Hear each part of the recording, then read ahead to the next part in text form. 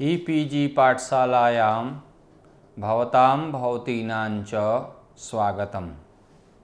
मम नाम रामराज उपाध्यायः श्रीलाल बहादुर शास्त्री राष्ट्रीय संस्कृत विद्यापीठस्य पौरोहित्यविभागे उपाचार्योऽस्मि। अथर्ववेदे कल्पसूत्राणि इति विषयम् अवलम्ब्य अहमत्र समुपस्थितोऽस्मि।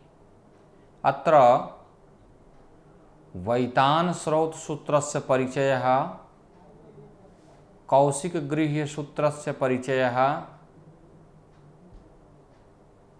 अन्ये श्रौतसूत्र गृह्यसूत्रादि भाष्यकाराणां परिचयः अत्र भविष्यति। अथर्ववेदस्य कल्पसूत्रेषु के विषयाः निर्धारिताः सन्ति, तेषां समेषाम् उपरि संकेतमात्रेण यथा समयेन अत्र व्याख्यानं भविष्यति। आदौ प्रस्तावना। कल्पो वेद विहितानां कर्मणाम् आनुपूर्वेण कल्पना शास्त्रम् इति कल्पसूत्रस्य परिभाषा प्राप्यते। कल्पसूत्रे तस्य वेदस्य यागविधयः प्रतिपादिताः सन्ति। अथर्ववेदस्य श्रौतसूत्रस्य नाम वैतानसूत्रम् अस्ति। केचन विद्वांसः अस्य नाम वितानकल्पः वदन्ति। कात्यायनश्रौतसूत्रस्य व्याख्याकाराः कर्काचार्यमहोदयाः वैतानसूत्रस्य स्मरणम् अथर्वसूत्रम् इति उक्त्वा कुर्वन्ति। अत्राथर्ववेदेन सह सम्बद्धानां चतस्रीणां कृतीनाम् अपि वर्णनं प्राप्यते। कौशिकसूत्रं, नक्षत्रकल्पः, शान्तिकल्पः, आङ्गिरसकल्पश्च। अत्र अथर्ववेदस्य कर्मकाण्डीयप्रक्रियाया अनुपालनार्थं विधिः वर्णितोऽस्ति। श्रौतयज्ञानां प्रतिपादनम् अथर्ववेदस्य माध्यमेन कथं कुर्यात् इति एतत् सर्वम् अथर्ववेदस्य श्रौतसूत्रे अर्थात् वैतानश्रौतसूत्रे प्रतिपादितम् अस्ति। अनेन प्रकारेण संस्काराणां प्रतिपादनं गृह्यसूत्रे भवति। अतः अथर्ववेदीयानां जनानां संस्काराणां सम्पादनार्थम् अथर्ववेदस्य गृह्यसूत्रस्य अध्ययनम् अतीवावश्यकम् अस्ति। अथर्ववेदस्य गृह्यसूत्रस्य नाम कौशिकगृह्यसूत्रम् अस्ति। कौशिकगृह्यसूत्रानुसारेण अथर्ववेदीया जनाः गृह्यसम्बन्धी कर्मणां प्रतिपादनं कुर्वन्ति। अथर्ववेदीयानां जनानां कृते तथा च सर्वेषां वैदिकानां कृते इदं ज्ञानं महत्त्वपूर्णं भविष्यति इति मे मतम्। वैतानश्रौतसूत्रस्य परिचयः। सर्वेषां श्रौतसूत्राणां कालः गृह्यसूत्रात् पूर्वं प्राप्यते, परञ्च वैतानश्रौतसूत्रस्य कालः कौशिकगृह्यसूत्रस्य अनन्तरं प्रतिभाति। अस्य श्रौतसूत्रस्याधारग्रन्थः प्रतीयते कौशिकगृह्यसूत्रम्। डॉक्टर कुन्दनलाल शर्मा महोदयाः स्वकीये ग्रन्थे कल्पसूत्रे लिखन्ति, वैतानश्रौतसूत्रस्य नाम सम्भवतः अस्य ग्रन्थस्य प्रथमसूत्रोपरि अस्ति। वैतानश्रौतसूत्रस्य प्रथमं सूत्रम् अस्ति अथ वितानस्य।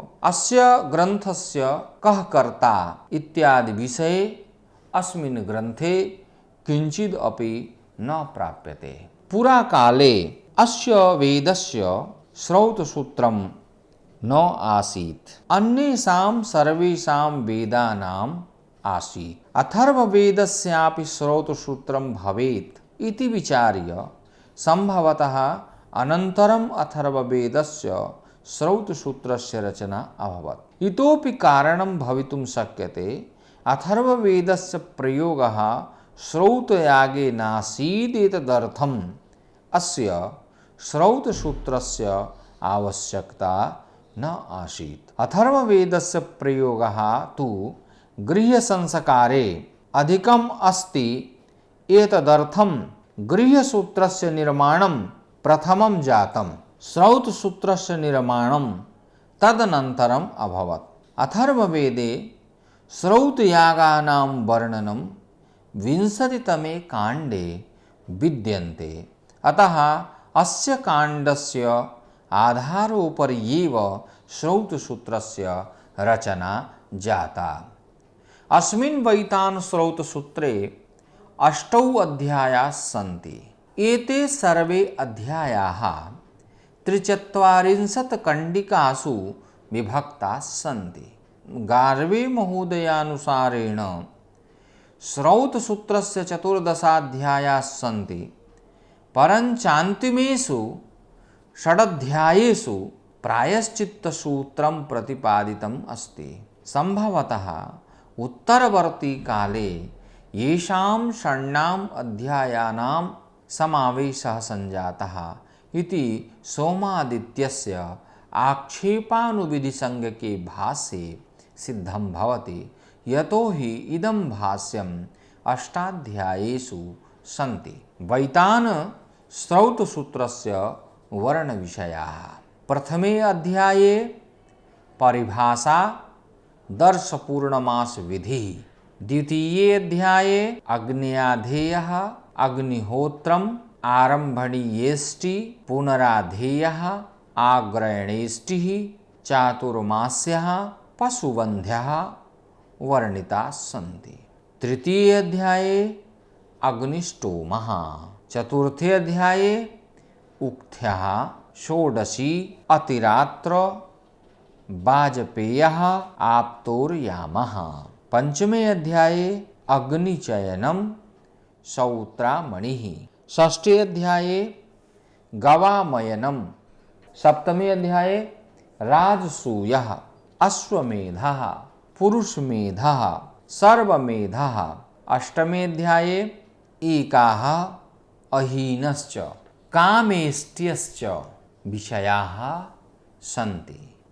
वैतान श्रौतसूत्रस्य कौशिकगृह्यसूत्रेण सह सम्बन्धः।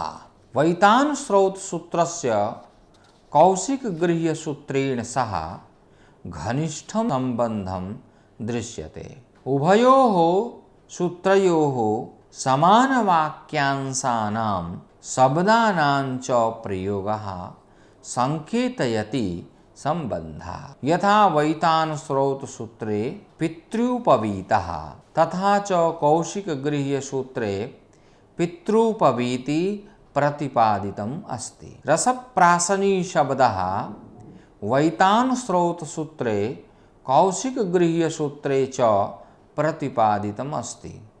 अनेन प्रकारेण नैके शब्दाः कल्पसूत्रनाम्नि ग्रन्थे लिखिताः सन्ति, येन प्रतिभाति उभयोः सूत्रयोः समानशब्दानां वाक्यांशानां च प्रयोगः सञ्जातः।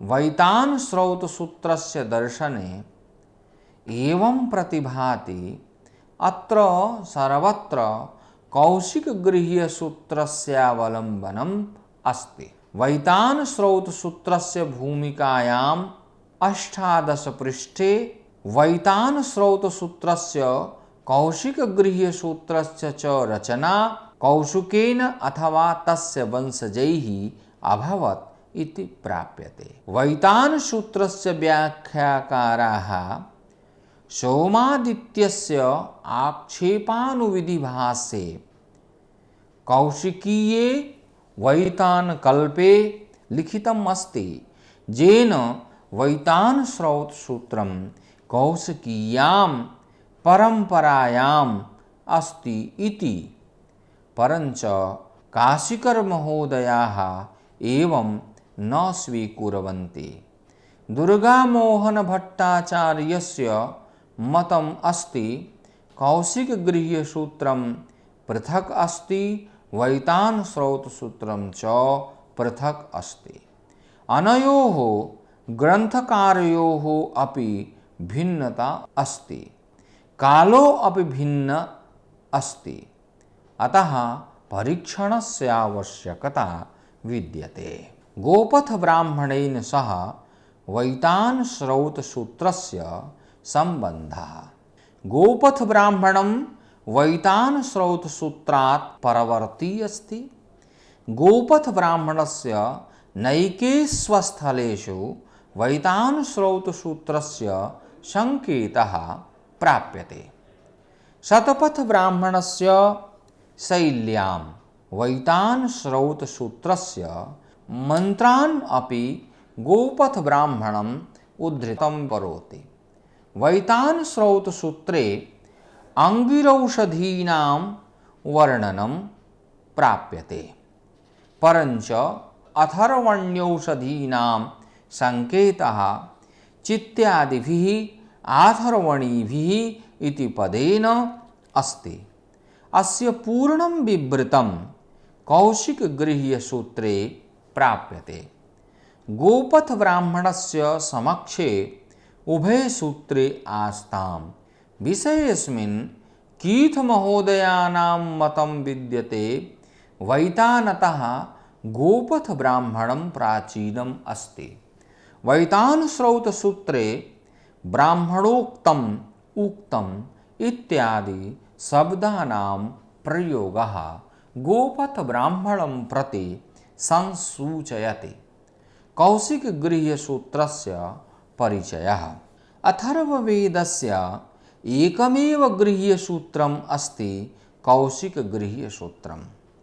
गृह्यसूत्रेषु गृह्यकर्मणां संस्कारादिविषयाणां प्रतिपादनं भवति, परञ्चास्मिन् गृह्यसूत्रे विवाहगर्भाधानमेधाजनन जातकर्मादिभिः सह श्रौताग्नीनाम् अध्वर्यप्रवृत्तिरित्विजाम् अग्निहोत्रादिश्रौतकर्मणां च प्रतिपादनम् अस्ति।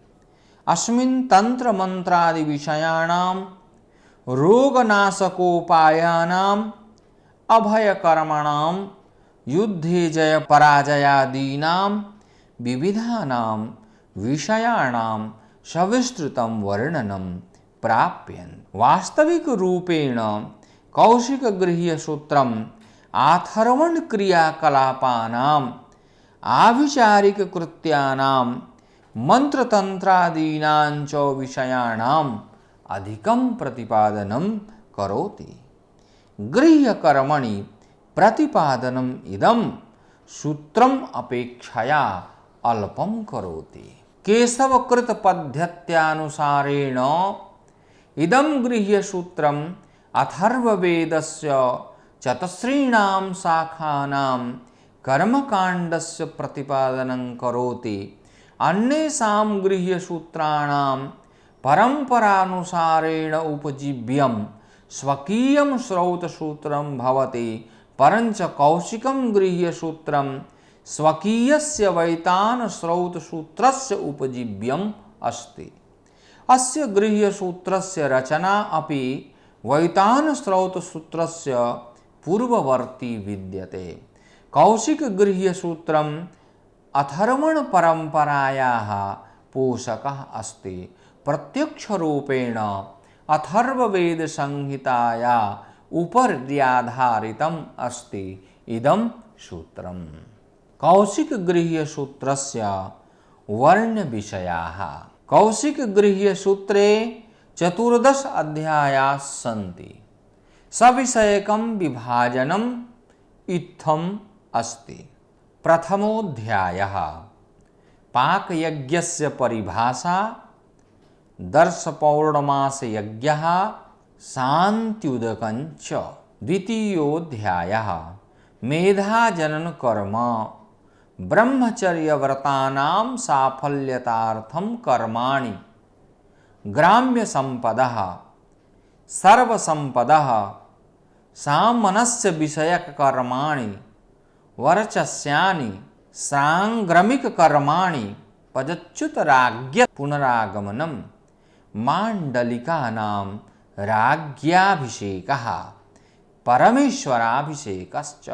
तृतीयेऽध्याये निरतिनिवारकं कर्म चित्राकर्म समुद्रकर्म अष्टका हलचालनम वपन कर्म रसकर्म नवशाला निर्माणम यात्रा कर्म वृथोत्सर्ग विधि आग्रहायणीयेष्टि धनाद्यैश्वर्याणां प्राप्ति कर्म च।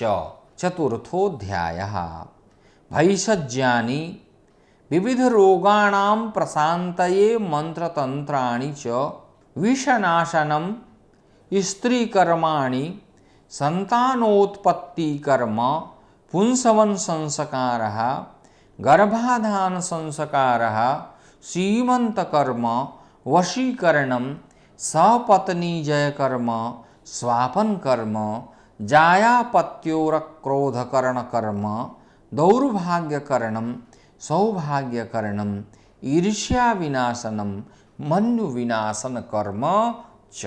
पंचमोऽध्यायः लाभालाभ जय सुख दुःखोत्कर्षापकर्ष सुभिक्ष दुर्भिक्ष क्षेम भय रोग आरोगाणां पूर्वज्ञानोपायः दुर्दिन विनाशनं कर्म विवादेषु विजयः पौरुषशक्तिवर्धनं वर्षाकरणार्थं कर्म अभिचार निवारणं नदी प्रवाह विधिः विविधेषु पदार्थेषु सौमनस्य स्थापनं विविधानि प्रायश्चित्तानि दुःस्वप्न दर्शने शांति कर्म पाप नक्षत्रेषु जनन शांतिः ज्येष्ठाग्रजस्य विवाह रहिते स्वविवाहस्य शांतिः आधाने दीक्षायां च शांति कर्म काकोपविष्ट दोष शांतिः शकुनादि शांति इत्यादि विषयाश्च।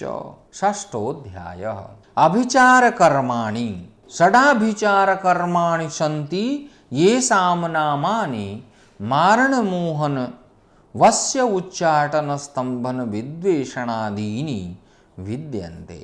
सप्तमोऽध्यायः स्वस्तेनं कर्म मंगलात्मकानि कर्माणि व्याघ्रादिभिर्भयस्य मुक्तये उपायाः गवां कल्याणार्थम उपायाः पल्लीपत्तने ग्राम गृह शांति कर्माणि अग्निदावानलादीनां रक्षार्थोपायाः नावः जलप्लुतेन रक्षणाय कर्माणि नष्टप्राप्त्युपायाः आयुष्य कर्माणि स्थालीपाकः वर्चस्यानि गोदानं चूड़ाकरण संस्कारः उपनयन संस्कारः मेधाजनन संस्कारः नामकरण संस्कारः निर्णयनम अन्नप्राशनम काम्यकर्म च। अष्टमोऽध्यायः शवयज्ञानां विधयः। नवमोऽध्यायः गृहे अग्न्याधानं सायं प्रातर्हवनं बलिहरणम् आग्रयणं च। दशमोऽध्यायः विवाह संस्कारः। एकादशोऽध्यायः अंत्येष्टिकर्म पिंड पितृयज्ञः। द्वादशोऽध्यायः अतिथेरागमने मधुपरकादि स्वागत विधयश्च। त्रयोदशोऽध्यायः अद्भुत कर्माणि यथा भूमिचलनम् आदित्योपप्लवः मूर्तीनां नृत्यगायनं च गोः वत्सद्वय जनन शांति उपायाः आकाशफेन स्वरूपः उल्कापातनं सप्तर्षीणां समीपे धूमकेतुरागमनं। चतुर्दशोऽध्यायः आज्यतन्त्रम् अष्टकातन्त्रं वेदारम्भः इंद्रमहोत्सवः अनध्यायादि सर्वे विषयाः अत्र वर्णिताः सन्ति। चतुर्दशस्वध्यायेषु त्रयोदशतमोऽध्यायः शुभाशुभलक्षणां शकुनादीनांच विषयानां वर्णनं करोति। अस्याध्यायस्य वैशिष्ट्यं स्वीयम् अस्ति। प्रतीकरूपेण पठिताः मन्त्राः सर्वेषां दुर्लक्षणानां प्रभावान् विनष्टं कुर्वन्ति। कौशिकसूत्रस्य अथर्ववेदेन सह सम्बन्धः। कौशिकगृह्यसूत्रस्य अध्ययनेन एवं सिद्ध्यति अथर्ववेदस्य सम्बन्धः शौनकीयशाखया अस्ति।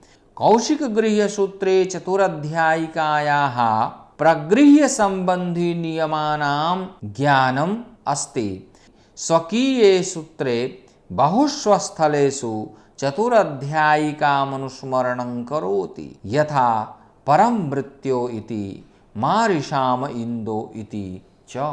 केवलम् एवमेव नहि अपितु परम्परागत संहिता पाठे भाषा त्रुटीन् अपि तदवत् स्वीकृतमस्ति। यथा वाङ्म आस्यन् इति, आसन् इति, अव्यसश्चेति, अव्यचसश्च इति। कौशिकगृह्यसूत्रस्य वैशिष्ट्यम् अस्ति प्रसिद्धान् मन्त्रान् प्रतीकरूपेण वर्णनम्। अवशिष्टाः सर्वे सकलपाठे लिखिताः सन्ति। संहितानां व्याप्तानां सूक्तमन्त्राणां प्रयोगः प्रसङ्गानुसारेण यथास्थानं विनियुक्तम् अस्ति। यथा अथर्ववेदस्य मन्त्राणां निरूपणं विविधेषु विषयेषु क्रियन्ते। कौशिकगृह्यसूत्रे गण्डमालाव्याधिविनाशनाय मन्त्रद्वयानां विनियोगः प्राप्यन्ते। अथर्ववेदस्य एकस्याया एव ऋचः विविधाः विनियोगाः प्राप्यन्ते। यथा प्रतिग्रहदोषस्य प्रशान्तये प्रतिग्राह्यवस्तुनः अभिमन्त्रणं, पाकयज्ञे नित्यनैमित्तिककाम्यकर्मणां न्यूनातिरिक्तदोषप्रशमनाय अनुमन्त्रणं, ब्रह्मचारी वटोः दण्डस्य छिन्ने अपरस्य दण्डस्याभिन्नमन्त्रणादयश्च। अथर्ववेदस्य अग्निदेवताको मन्त्रः दुरात्मादि जनितानाम् अपनोदनार्थं कृतम् अस्ति। आज्यस्य परमेष्ठिन् जातवेदस्तन्विषन्, अग्ने तौलस्य प्रासान् यातु धानान् विलापय। मन्त्रस्यावबोधने कौशिकगृह्यसूत्रं कथं साहाय्यं करोति इति स्पष्टो भवति। अस्य मन्त्रस्य अवबोधने असमर्थत्वात् राथमहोदयाः तैलस्य स्थाने तैलाय पाठं कृतवान्।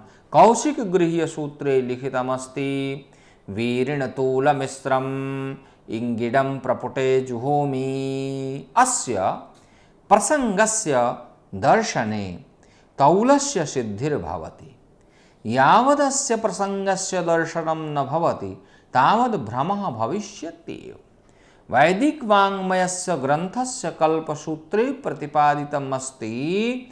कौशिकगृह्यसूत्रे नवीनाः शब्दाः दृश्यन्ते। यथा आखुकिरी मूषकानाम् उत्कीर्णमृत्तिकानां समूहः, अन्तलोमिः यस्य लोमानि अन्ते भवन्ति, प्रास् वाक्कलहः, प्रतिप्रास् प्रतिवादी, शकधूम ऋतुज्ञः, ज्योतिषी, अपचित गण्डमाला, तजद्भङ्ग एरण्डः, शिलाञ्जलाः, शस्यमञ्जरी, इशिकाञ्जी, नडयुवधारियुक्तः, जिम्कसः, यावकस्य पिष्टकं, स्रक्त्य एको वृक्षः इत्यादयः नवीनाः शब्दाः प्राप्यन्ते। कौशिकसूत्रस्य रचनाकालः। ब्लूमफील्ड महोदयानां मतम् अस्ति, कौशिकगृह्यसूत्रस्य रचना विषये यास्कतः पूर्वकालिकी रचना कौशिकगृह्यसूत्रस्य अस्ति। पाणिनितः यास्कः प्राचीनो अस्ति। औफ्रेक्थ महोदयानां मतम् अस्ति गोपथ ब्राह्मणं यास्कतः प्राचीनम् अस्ति। पाणिनि द्वारा कौशिक गृह्य सूत्रस्य उल्लेखः प्राप्यते। कैलेंड महोदयस्य अनुसारेण गोपथ ब्राह्मणं कौशिक गृह्य सूत्रतः प्राचीनं विद्यते।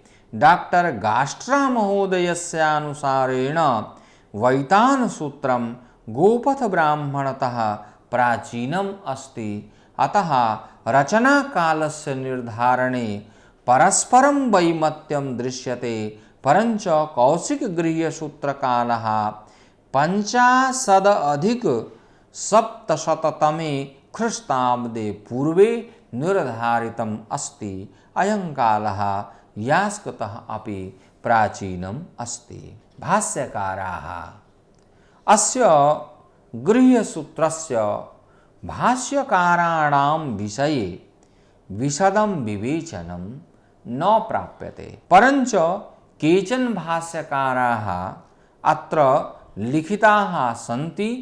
तेषां संक्षिप्ततया परिचयः दीयते। दारिलः 41 खण्डिका युक्तम् अस्य गृह्यसूत्रस्योपरि दारिलकृत भाष्यम् 48 खण्डिका उपरि उपलब्धम् अस्ति। ब्लूमफील्ड महोदयस्य मतमस्ति दारिल भाष्यं संपूर्ण सूत्रोपरि अस्ति। अनेन भाष्येन केशवः परिचितोऽस्ति, परञ्च केशवस्य संकेते एवं न प्रतिभाति। दारिल भाष्यं स्पष्टं भाष्यम् अस्ति। कुत्रचित् प्रश्नोत्तर शैल्या अपि भाष्यं प्राप्यते। स्वकीये भाष्ये पाणिनि, जैमिनि प्रभृति आचार्याणां वर्णनं कुर्वन्ति एते। अस्मिन् भाष्ये केवलं शब्दार्थाः न सन्त्यपितु कर्मकाण्डीय क्लिष्टतानाम् अपि शमनं क्रियते। न केवलम् एवमेव अपितु तस्य महत्त्वानामुपर्यपि विवेचनम् अस्ति। दारिल महोदयानां विषये अधिकं वर्णनं न प्राप्यते, परन्तु उपाध्याय वत्स शर्मणः प्रपौत्राः आसन् एते दारिल महोदयाः।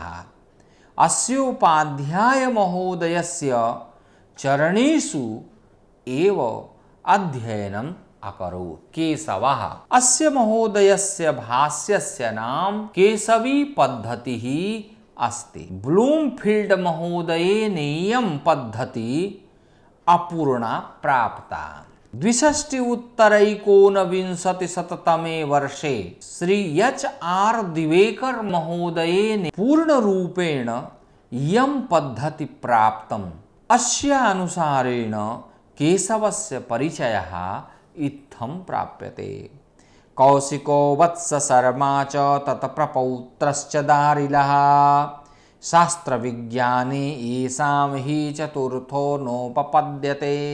अनेन श्लोकेन एवं प्रतिभाति दारिल महोदयस्य प्रति केशवस्याधिकं सम्मानम् आसीत्। केशव पद्धतिः वैशिष्ट्यपूर्ण पद्धतिरस्ति।